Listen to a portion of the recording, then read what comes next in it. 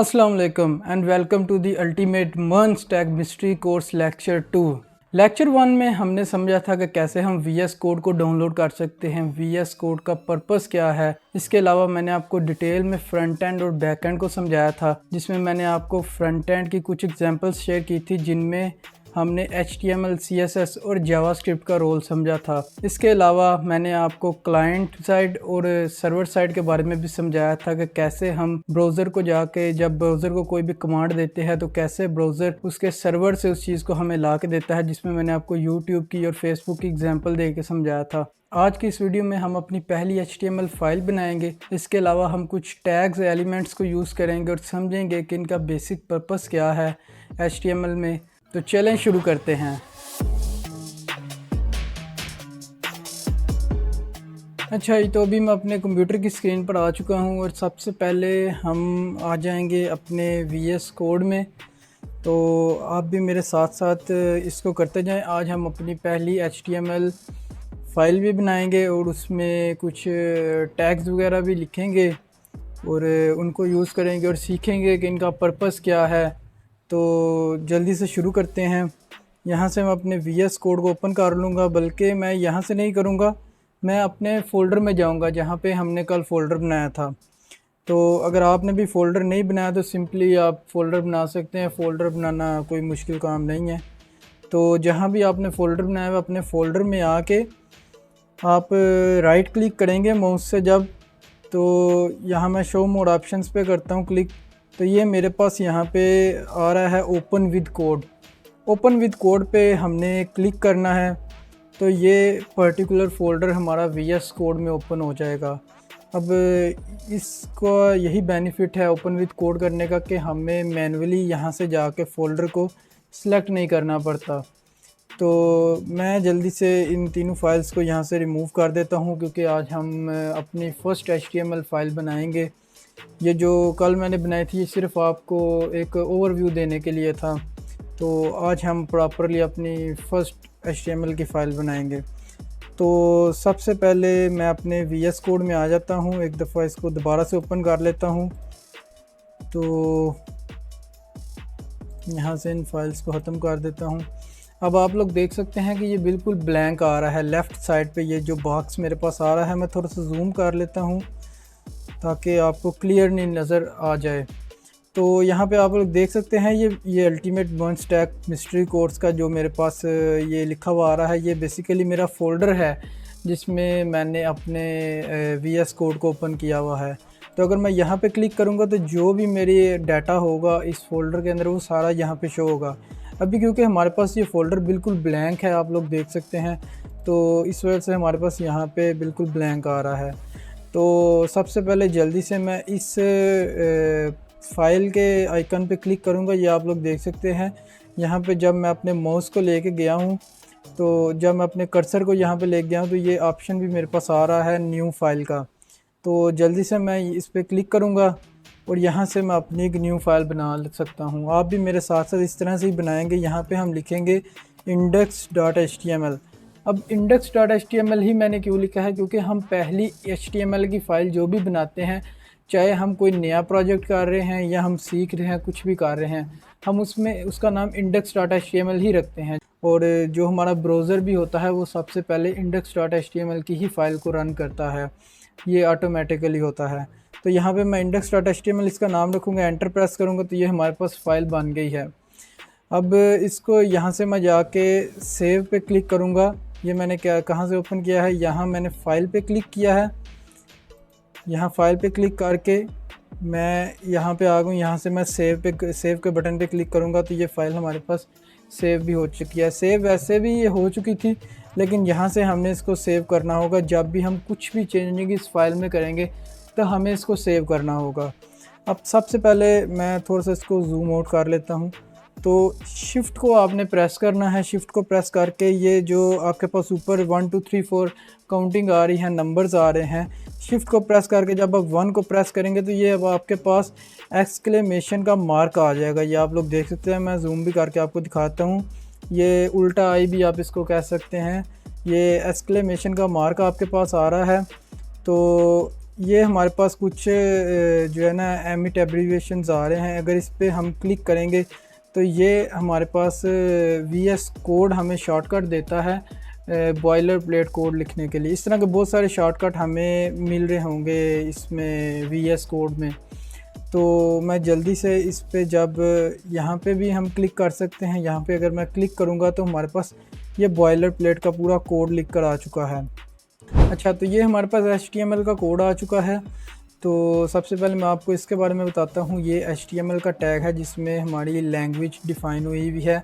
अभी इतना डिटेल में इसको समझने की ज़रूरत नहीं है, लेकिन एक बेसिक ओवरव्यू मैं आपको देता हूँ। ये HTML का ओपनिंग टैग है और ये क्लोजिंग टैग है।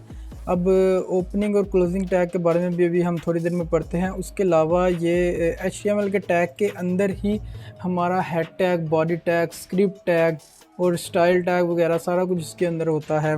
तो जो भी कोड हम इसके बाहर लिखेंगे वो वर्क नहीं करेगा, तो हमें सब कुछ इसके अंदर ही लिखना होता है। अब इसके अलावा ये हमारे पास हेड टैग आ गया है। हेड टैग में क्या होता है, जो भी हमारे CSS के लिंक्स होते हैं, कुछ जावास्क्रिप्ट के लिंक्स होते हैं, या कुछ हम थर्ड पार्टी अगर प्लगइन्स वगैरह यूज़ कर रहे हैं उनके लिंक्स होते हैं, तो वो सारा कुछ हम इसमें यूज़ करते हैं यहाँ पे, इस जगह पे, ये हेड टैग के अंदर।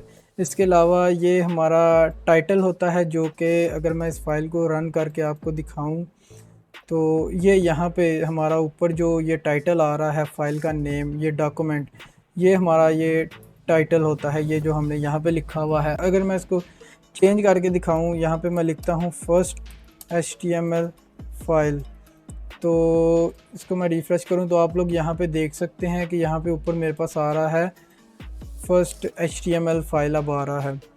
तो ये बेसिकली इसका टाइटल जो होता है ये इस तरह से वर्क करता है, इसका ये मकसद होता है।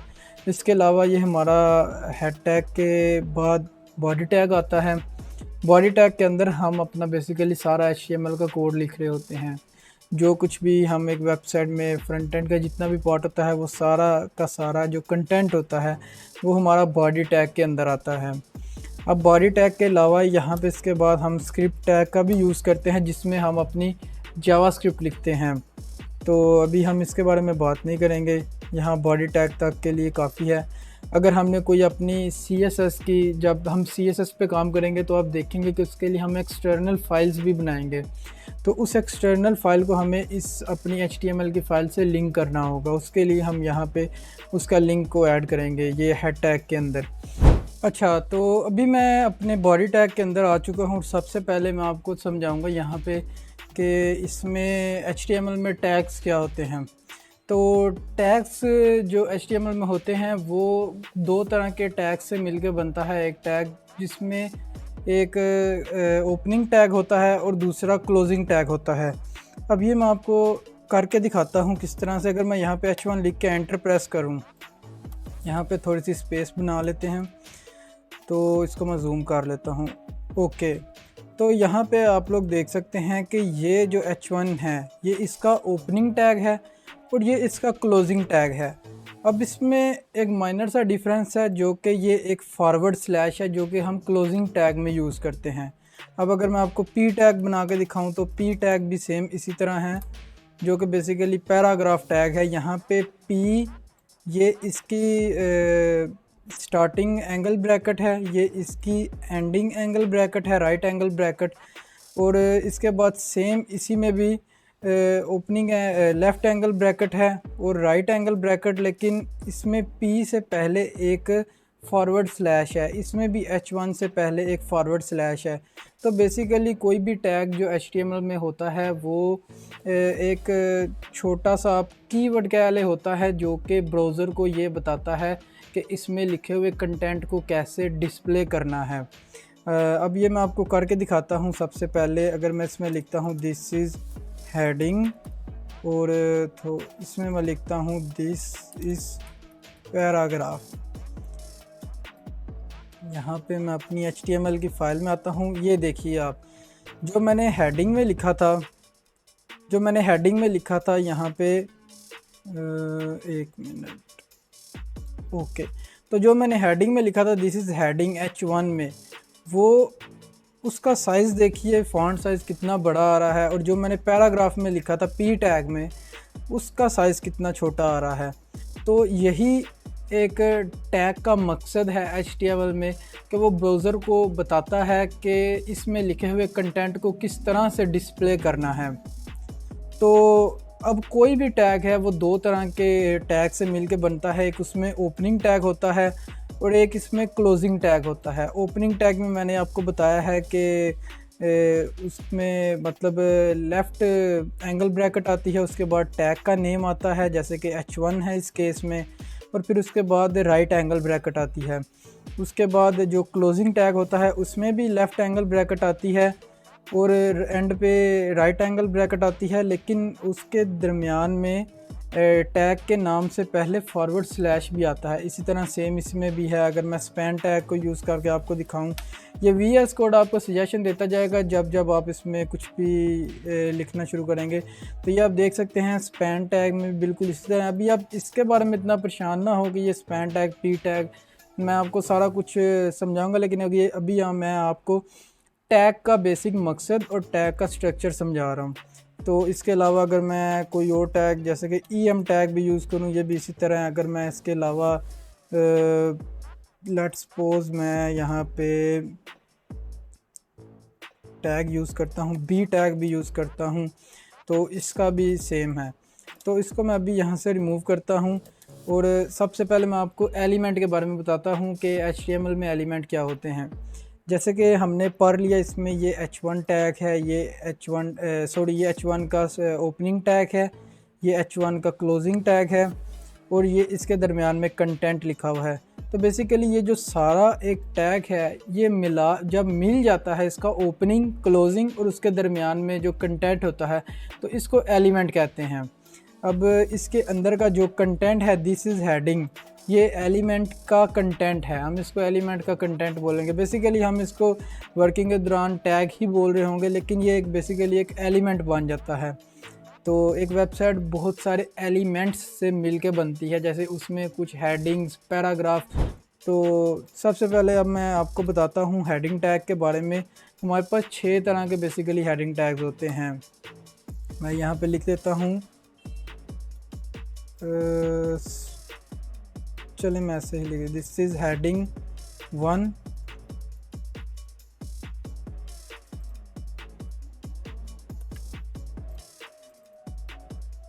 H3, H4, H5, H6, यहाँ भी 2, 3, 4, 5 और 6। अच्छा, फाइल को सेव करते हैं, यहाँ पे आते हैं।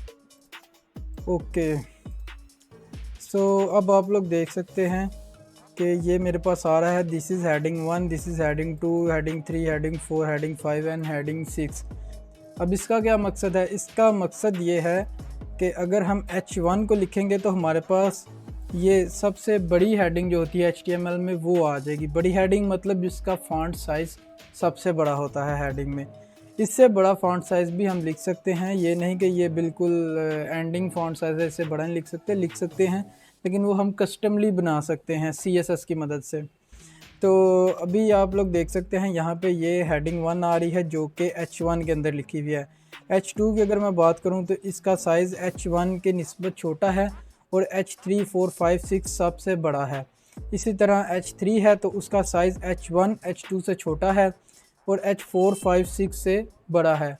इसी तरह जो कंटेंट H4 में लिखा हुआ है उसका साइज़ H1, 2, 3 मतलब उससे ऊपर जितने भी हेडिंग्स हैं उनसे छोटा और उससे नीचे जितनी भी हैं उनसे बड़ा है। और ये H1 से लेके H6 तक होता है, इसमें 7, 8, 9 नहीं होता।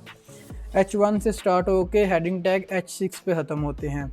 तो अभी आप भी मेरे साथ साथ इसी तरह लिखते जाएं, इसकी प्रैक्टिस करते जाएं। ये चीज़ें आपको एकदम से समझ नहीं आएंगी, ये आपको वीडियो को थोड़ा बार बार देख के उसकी चीज़ों की साथ साथ प्रैक्टिस करनी होगी, फिर जाकर ये चीज़ें आपको समझ आएंगी। पहले दिन में किसी को भी समझ नहीं आती, ना मुझे आई थी ना किसी और को समझ आती है एक दिन में।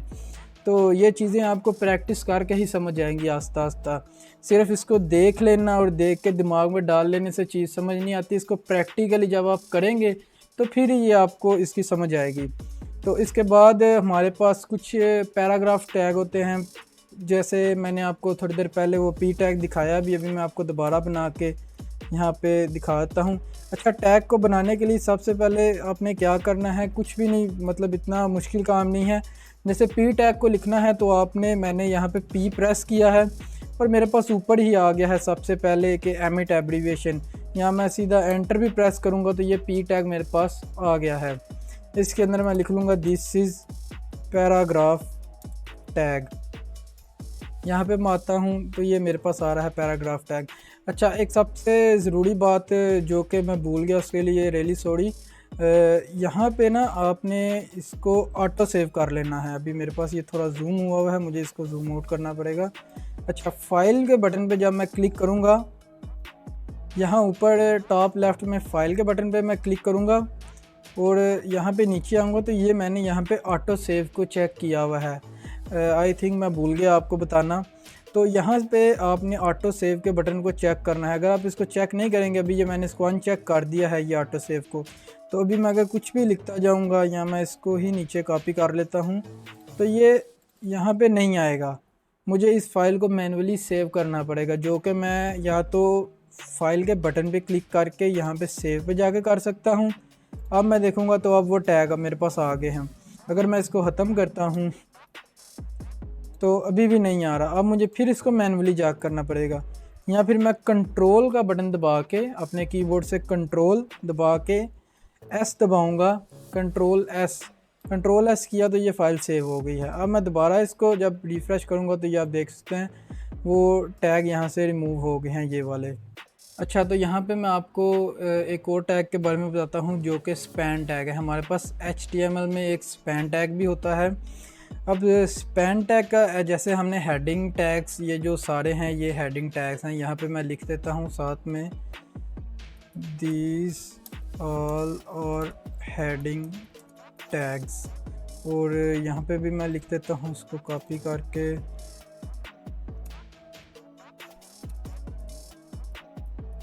This is paragraph tag. अच्छा, हेडिंग टैग का आपको पता चल गया है कि हमारे पास कुछ हेडिंग टैग्स होते हैं HTML में, जिनकी मदद से हम हेडिंग्स वगैरह को लिख सकते हैं। इसके अलावा हमारे पास पैराग्राफ टैग होता है। अब हम स्पैन टैग के बारे में पढ़ेंगे। अब स्पैन टैग क्या है? स्पैन टैग को लिखने के लिए हमें SPAN स्पैन लिखना होगा और हम एंटर प्रेस करेंगे तो स्पैन टैग आ जाएगा। इसमें भी आप देख सकते हैं कि सेम वही एक लेफ़्ट एंगल ब्रैकेट, दरमियान में स्पैन, एक राइट एंगल ब्रैकेट, और उसके बाद फिर से क्लोजिंग टैग में लेफ़्ट एंगल ब्रैकेट, एक फॉरवर्ड स्लैश और स्पैन टैग का नाम, और उसके बाद फिर राइट एंगल ब्रैकेट। तो अब इसके अंदर मैं लिखता हूँ दिस इज़ स्पैन टैग। अब अगर मैं ब्राउज़र में आता हूँ और ये मैंने किया तो ये स्पैन टैग और पी टैग को आप देख रहे हैं ये बिल्कुल सेम है। तो इसका क्या मकसद है?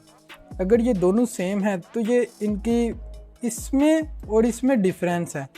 इसका फ़ॉन्ट तो छोटा है ही, ये H6 का ये हेडिंग टैग का फ़ॉन्ट तो छोटा है, लेकिन ये आप देख रही हैं थोड़ा सा बोल्ड भी है इसका टेक्स्ट, और इसका टेक्स्ट थोड़ा सा थिन है। लेकिन ये पी टैग है, ये स्पैन टैग है। इन दोनों में क्या डिफरेंस है? इन दोनों का क्या पर्पज़ है? इसका तो पर्पज़ हमने देख लिया पी टैग का कि पैराग्राफ के लिए यूज़ होता है, लेकिन ये स्पैन टैग का क्या पर्पज़ है इसमें? तो मैं आपको बताता हूँ इसका क्या पर्पज़ है। अगर मैं यहाँ पे इसको कॉपी करके नीचे पेस्ट करता हूँ 1,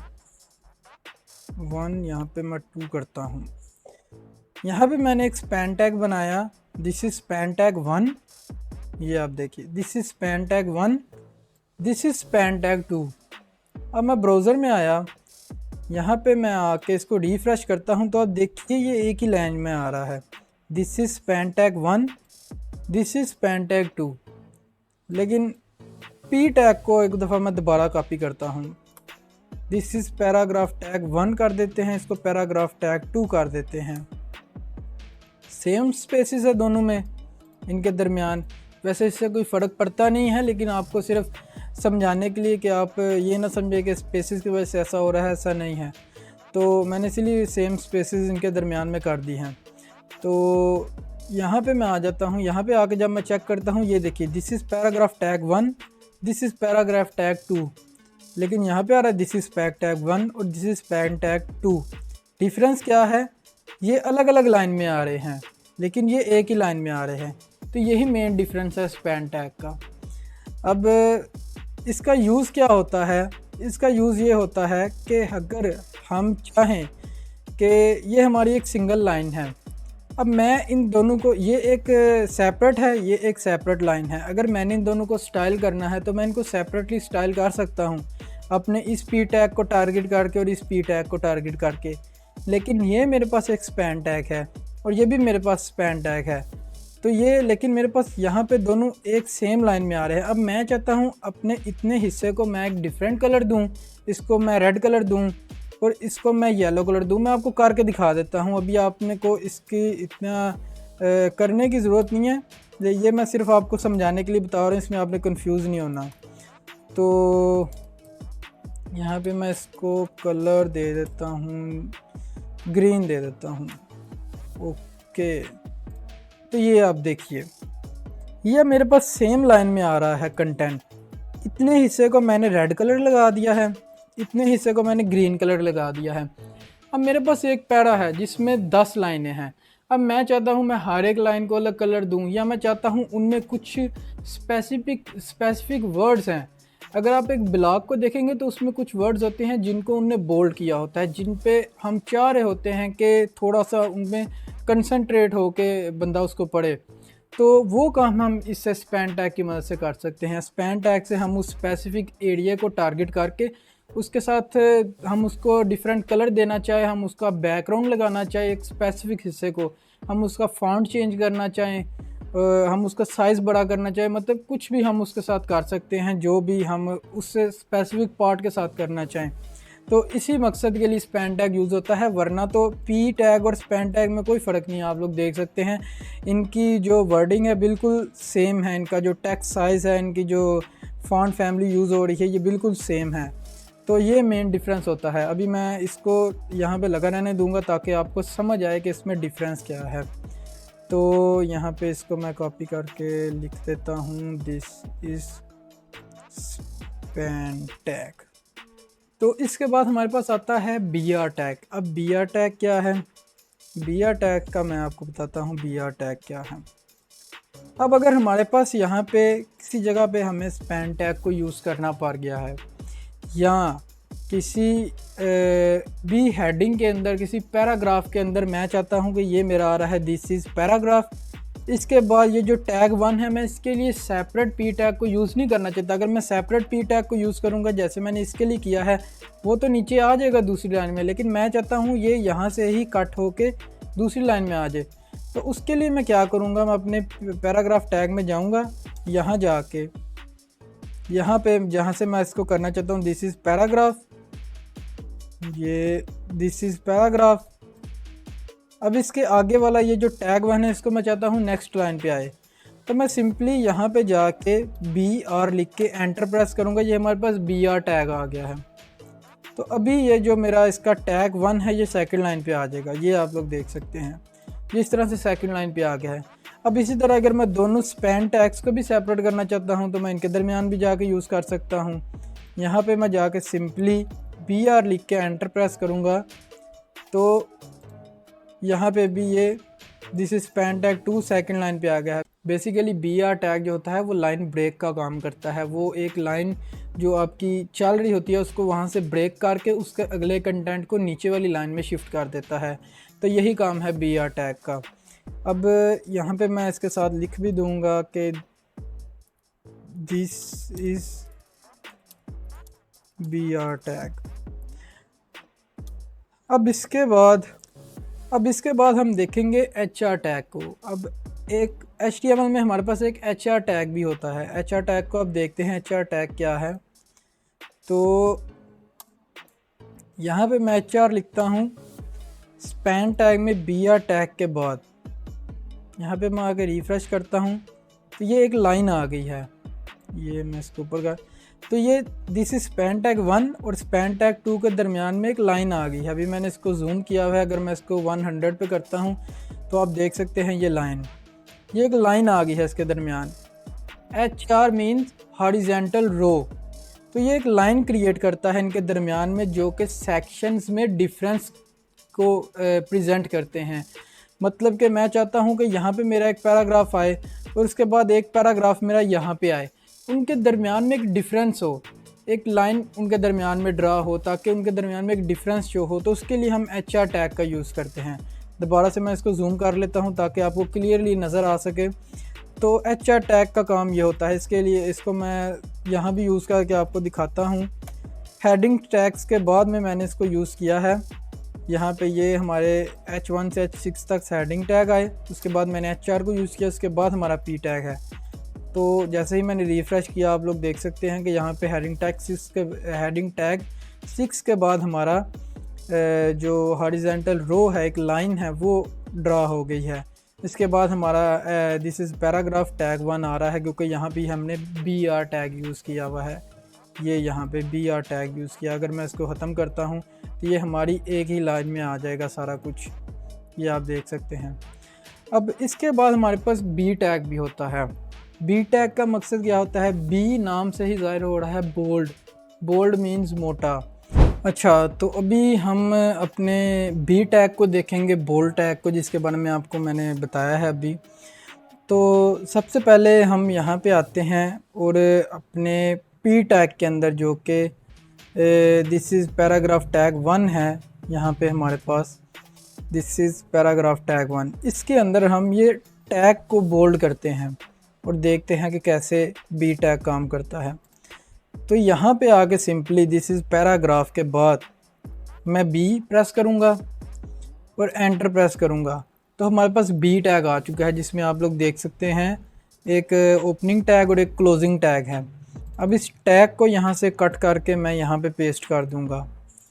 तो अब मैं दोबारा से आऊँगा अपनी फ़ाइल में, और यहाँ पे आकर जब मैंने इसको रिफ़्रेश किया तो आप लोग देख सकते हैं ये हेडिंग की तरह बोल्ड हो गया है। जैसे हमारे हेडिंग टैग्स हैं यहाँ पे बोल्ड, उसकी तरह ये बोल्ड हो चुका है अभी ये टैग।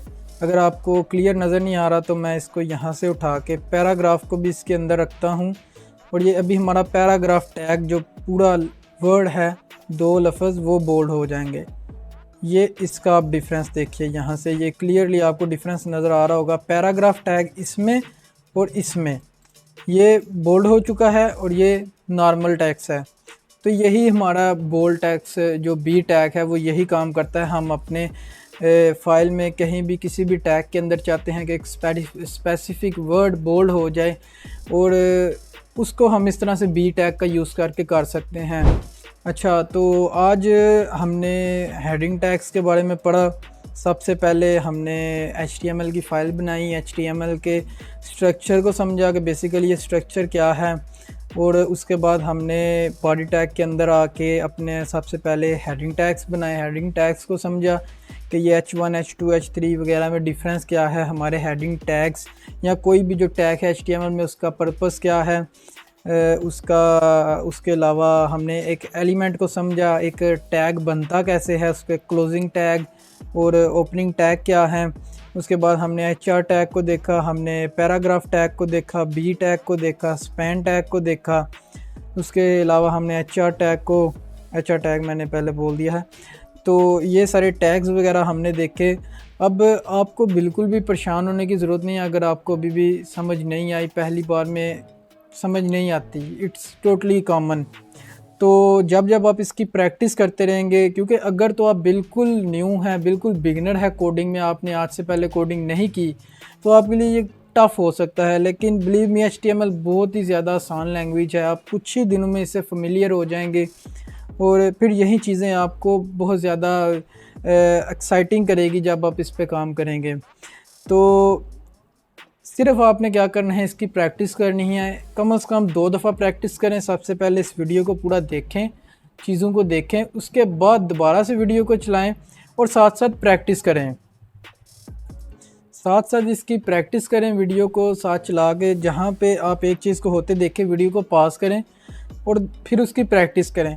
अब जो सबसे जो बड़ी गलती आप लोग करेंगे और मैं भी करता था, सिर्फ आप नहीं करेंगे और सब करते थे, वो ये करते थे कि टैग को लिखते हुए हम इस तरह की गलतियां करते थे। लेट्स सपोज मैं यहाँ से ये कर देता हूँ, या इसमें एरर नहीं आया तो मैं कुछ इस तरह से करता हूँ, इस तरह से। अब यहाँ पे गलती क्या हुई है, हालांकि हमें यहाँ पे VS कोड बता रहा है, ये यहाँ पे एक रेड इंडिकेटर वो हमें दे रहा है कि हमारे इस टैग में, इस पर्टिकुलर टैग में कुछ इशू है। जब भी हमारे पास कोई इशू आ रहा होगा इस तरह का, रेड हमारा कोई टैग हो रहा है, कोई एलिमेंट हमारा रेड हो रहा है, तो मोस्ट कॉमनली पहले तो हमने उस टैग को चेक करना है। आप वीडियो में देख सकते हैं कि वो टैग किस तरह से लिखा हुआ है, और फिर उसको एज इट इज़ मैच करने की कोशिश करें। देखिए ये कोडिंग है, इसमें एक डॉट की भी गलती होगी तो आपका कोड वर्क करना बंद कर सकता है, एरर थ्रो कर सकता है। तो इसीलिए बहुत ध्यान से आपको ये चीज़ें करनी पड़ेगी। लेकिन जब आप थोड़ी सी इसकी प्रैक्टिस करेंगे तो ये ऑटोमेटिकली आपके लिए बहुत ज़्यादा इजी हो जाएगा। अगर मैं अभी आज बैठ के इतनी आसानी से, ये तो बहुत इजी लैंग्वेज है HTML, तो मतलब अब अगर मैं काम कर रहा हूँ, मुझे एक्सपीरियंस है, मेरे कुछ साल हो गए हैं डेवलपमेंट में, तो कैसे है कि मैंने प्रैक्टिस की हुई है, इस चीज़ को मैंने बार बार किया हुआ, मैं डेली बेस पे इसको करता हूँ।